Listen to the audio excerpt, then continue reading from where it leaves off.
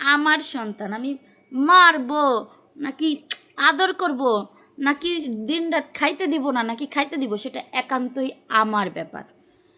এই আমার উপরে অর্থাৎ মায়ের থেকে মাসির দরদ বেশি যাদের, তাদেরকে বলছি কি দরদ।